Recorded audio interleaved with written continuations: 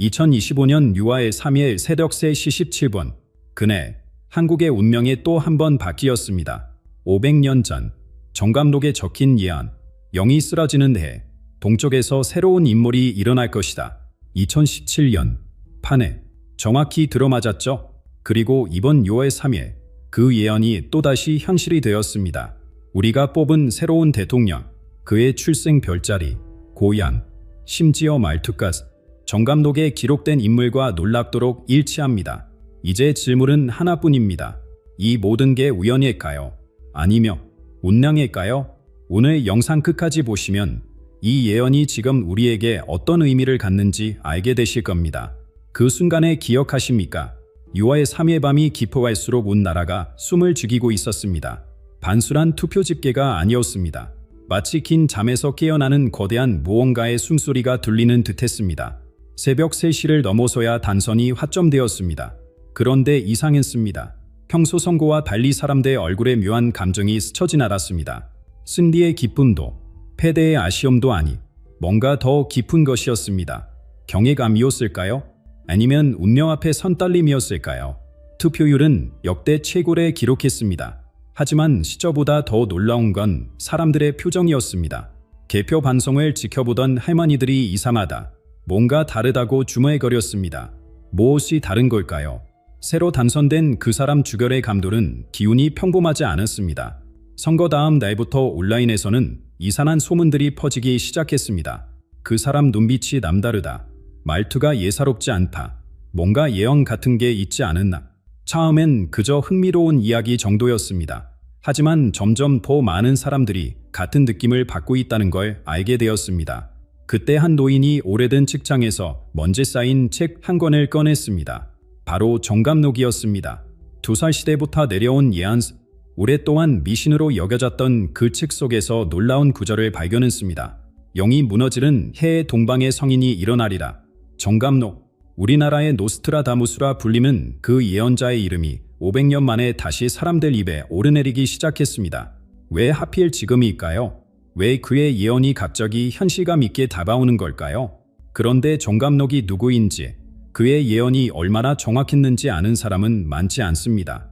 역사 속으로 사라진 그 신비로운 인물이 왜 다시 우리 앞에 나타난 걸까요? 그의 예언서에 정말로 현재 상황을 미리 내다본 구절들이 있는 걸까요? 그 신비로운 인물의 정체를 찾아가 보겠습니다. 정감록, 그의 진짜 이름은 정념이었습니다. 1543년 경상도 안동에서 태어난 이 남자는 어린 시절부터 남달랐습니다. 바른 아이들이 놀 때 그는 하늘에 올려다보며 별의 움직임을 관찰했습니다. 12살 때 이미 천문학을 스스로 깨우쳤고 20살이 되기 전에 나라의 운명을 내다보는 신비한 능력을 갖게 되었습니다. 임진왜란이 터지기 10년 전인 1582년, 정감록은 이미 일본의 침입을 예견하고 있었습니다. 그는 궁궐에 상소문을 올려 경고했지만 아무도 믿지 않았습니다.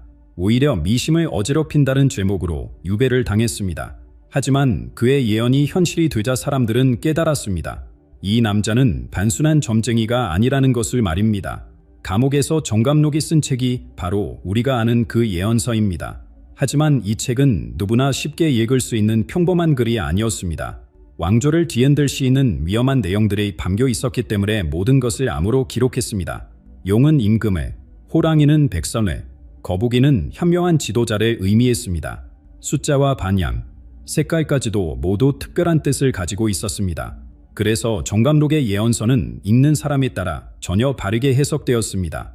어떤 이는 단순한 점술서로 여겼고 어떤 이는 흉령의 지침서로 받아들였습니다. 조선 왕조는 이 책을 금서로 지정했습니다.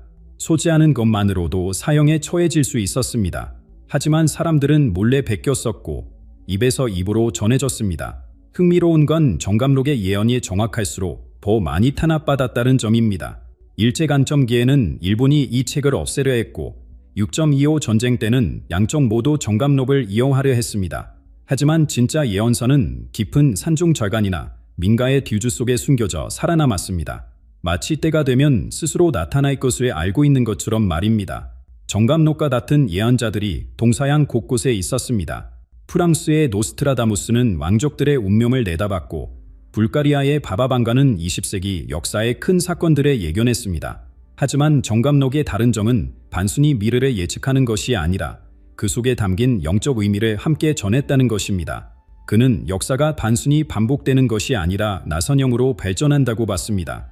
그런데 500년이 흐른 지금 왜 정감록의 예언이 다시 주목받는 걸까요? 그의 수많은 예언 중에서 하나가 사람들의 시선을 사로잡고 있습니다. 그 예언의 정확성이 너무나 소름 끼치기 때문입니다.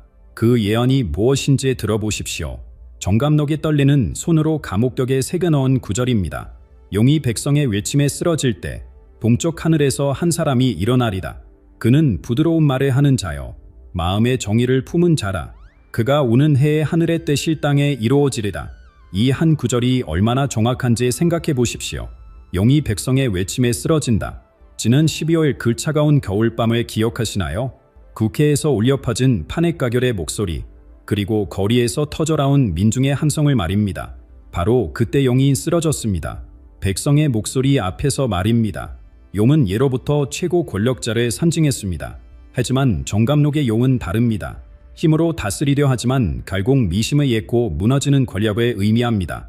그 용이 쓰러지는 모습이 얼마나 정확하게 묘사되어 있는지 소름이 돋습니다. 백성의 외침이라는 표현? 마치 탄핵 과정을 실시간으로 지켜본 사람이 쓴 것 같지 않습니까? 그리고 나서 나타나는 인물에 대한 묘사를 보십시오. 동쪽 하늘에서 한 사람이 일어나리라. 동쪽은 단순히 방향말을 의미하지 않습니다. 해가 뜨는 곳, 새로운 시작을 상징하는 곳입니다.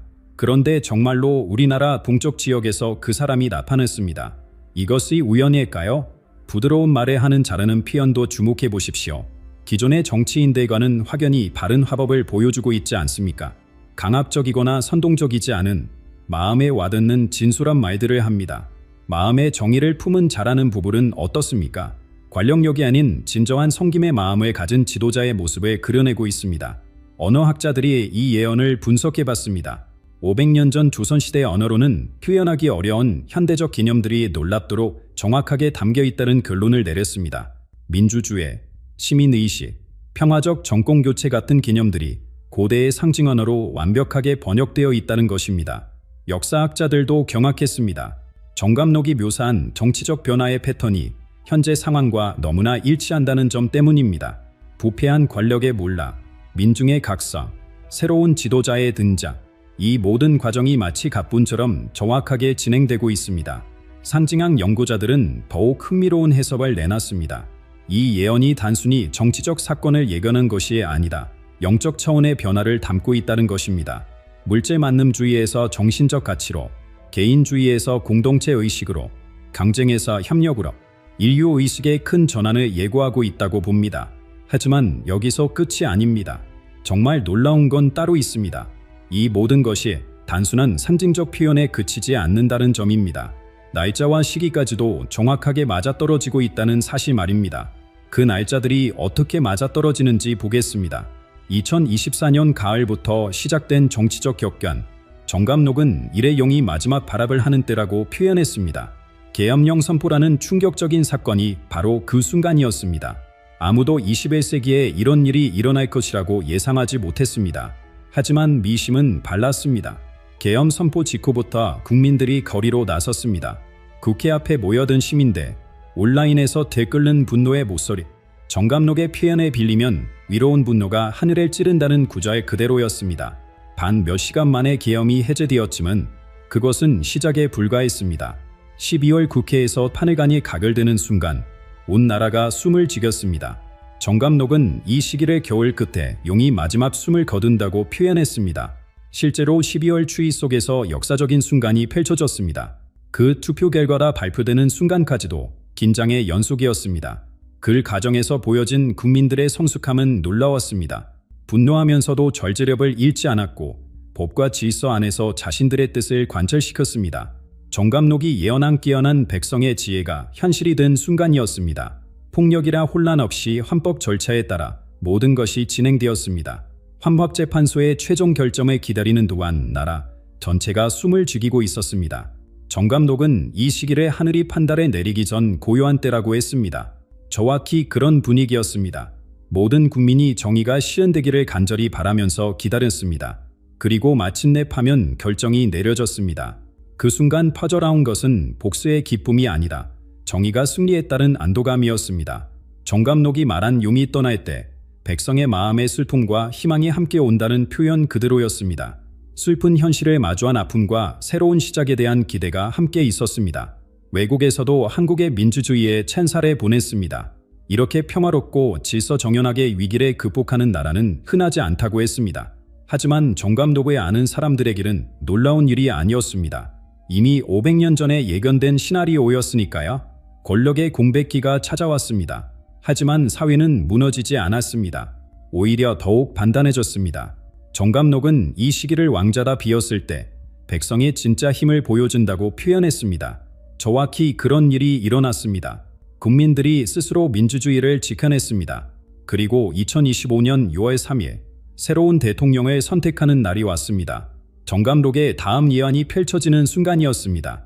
왕좌다 비면 백성이 기다리리다. 그때 분방에서 순결한 마음을 가진 자가 나타나리다. 정말로 그런 사람이 나타났습니다.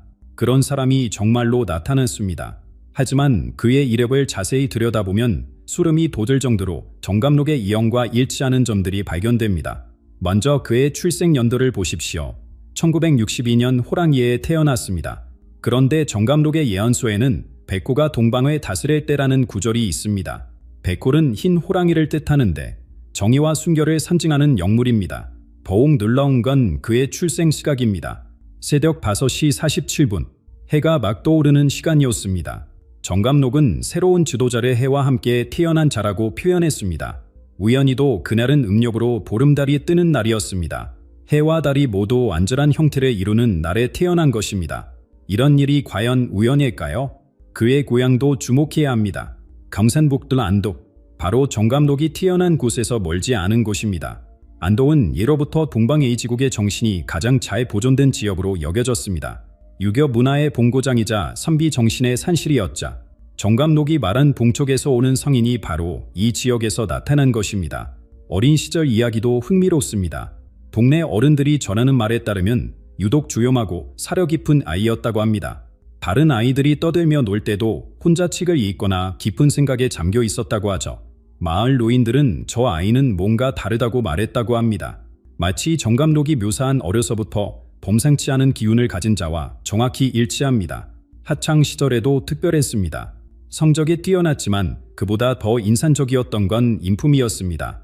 친구들 사이에서 자연스럽게 리더 역할을 했지만 결코 권위적이지 않았습니다. 오히려 다른 사람들의 말을 잘 들어주고 조용히 조언해주는 스타일이었다고 합니다. 정감록의 부드러운 말로 사람들을 이끄는 잘하는 표현과 정확히 맞아떨어집니다. 6월 3일 당선이 확정된 후 첫 연설을 들어보십시오. 국민 여러분의 뜻을 받들어 겸손하게 섬기겠습니다라는 첫 마디부터 발랐습니다. 다스리겠다구나 이끌겠다가 아니라 섬기겠다고 했습니다. 이런 화법은 기존 정치인들에게서는 찾아보기 어려운 것이었습니다. 그의 취임사에서 가장 인상적이었던 부분은 새로운 시작에 대한 이야기였습니다. 오늘부터 우리는 과거의 상처를 치유하고 미래의 희망을 함께 만들어가겠습니다라고 했습니다. 정감록의 예언서에 나오는 상처 입은 땀을 치유하는 자라는 표현과 놀랍도록 비슷합니다. 언어 전문가들이 그의 연설문을 분석해봤습니다. 일반적인 정치 수사가 아닌 마음에 직접 와닿는 진솔한 언어를 사용한다는 결론을 내렸습니다. 복잡한 정치 용어 대신 일사물을 쓰고 위협이나 압박 대신 희망과 격려의 메시지를 전합니다. 정감록이 예결한 새로운 언어로 백성과 소통하는 지도자의 모습입니다. 하지만 이 모든 우연의 일치들이 진짜 우연일까요? 아니면 더 깊은 차원의 계획이 있는 것일까요? 사실 정말 놀라운 비밀은 따로 있습니다. 6월 3일이라는 날짜 자체에 숨겨진 또 다른 의미가 있다는 것입니다. 그 숨겨진 의미를 파헤쳐 보겠습니다. 정감록이 예언을 기록할 때 사용한 것은 우리가 지금 쓰는 태양력이 아니었습니다. 그는 음력을 기준으로 모든 계산을 했습니다. 달의 움직임과 계절의 변화, 그리고 하늘의 기운을 중합해서 시간을 이겨냈던 것입니다. 6월 3일의 음력으로 환산하면 우리는 윤달이 있는 해라서 계산이 더욱 복잡해집니다. 정감록의 시간 체계에서 가장 중요한 건 간지 순환입니다. 10칸과 12지가 결합해서 만드는 60년 중, 이 체계 안에서 2025년은 을사년입니다.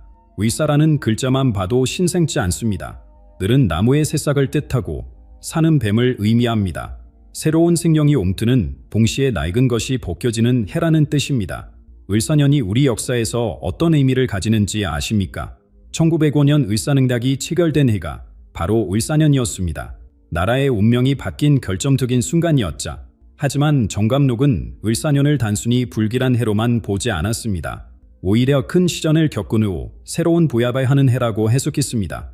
마치 뱀이 허물을 벗듯이 낡은 것을 떨쳐내고 새롭게 태어나는 해라는 것입니다. 120년이라는 숫자도 중요합니다.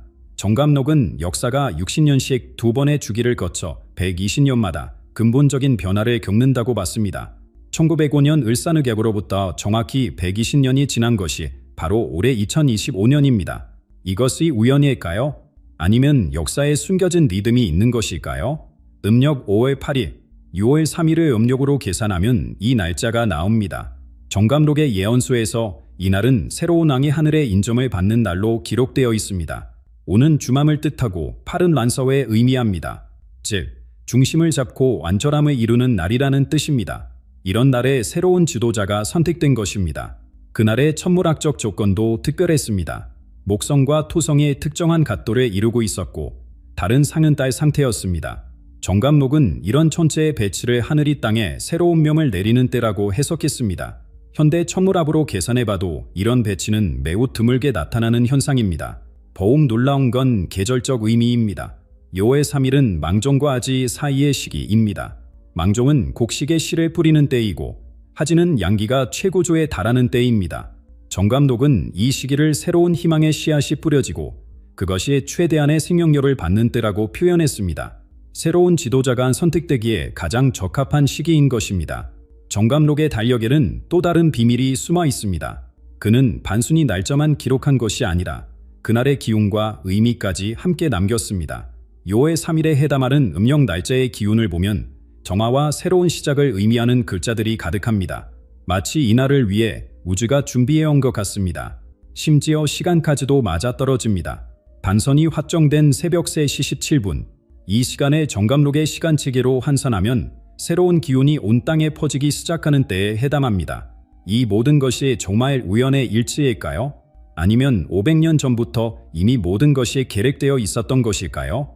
그렇다면 이 모든 일들이 이미 정해진 운명이었고 우리는 그저 그 시나리오를 따라 살아가고 있는 것일까요? 그 질문에 대한 답을 찾기 위해 사람들은 각기 다른 반응을 보이고 있습니다. 어떤 이들은 새로운 희망을 발견했다며 기뻐하지만 어떤 이들은 불안해하고 있습니다. 정감록의 예언이 현실이 된다는 것이 과연 좋은 일일까요? 아니면 우리가 예상하지 못한 무언가가 기다리고 있는 것일까요? 6월 3일 이후 온라인 커뮤니티들에 들끓고 있습니다. 정감록 연구 모임이라는 카페 회원수가 하루 만에 10배로 늘었습니다.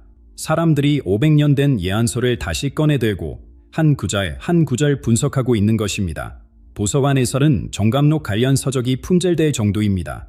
갑자기 모든 사람이 예언 연구자가 된 것 같습니다. 하지만 이런 열풍이 마냥 긍정적이지만은 않습니다. 일부에서는 새로운 대통령을 거의 신격화하는 분위기까지 나타나고 있습니다. 정감록이 예언한 구세주가 나타났다. 이제 모든 문제가 해결될 것이다라는 식의 맹목적인 믿음을 보이는 사람들이 늘고 있습니다. 이런 현상을 보면서 걱정하는 목소리도 적지 않습니다. 영성 관련 유튜브 채널들도 폭발적으로 증가했습니다. 정감록과 새로운 시대, 예언 속 지도자의 정체, 2025년 대변혁의 시작 같은 제목의 영상들이 수백만 조회수를 기록하고 있습니다. 하지만 이 중 상당수가 과장되거나 왜곡된 내용을 담고 있어서 혼란을 가중시키고 있습니다. 종교계의 반응도 엇갈립니다. 일부 종교 지도자들은 이를 하늘의 뜻으로 해석하며 새로운 지도자를 지지한다고 밝혔습니다. 반면 다른 이들은 지나친 신비어를 경계해야 한다고 목소리를 높이고 있습니다.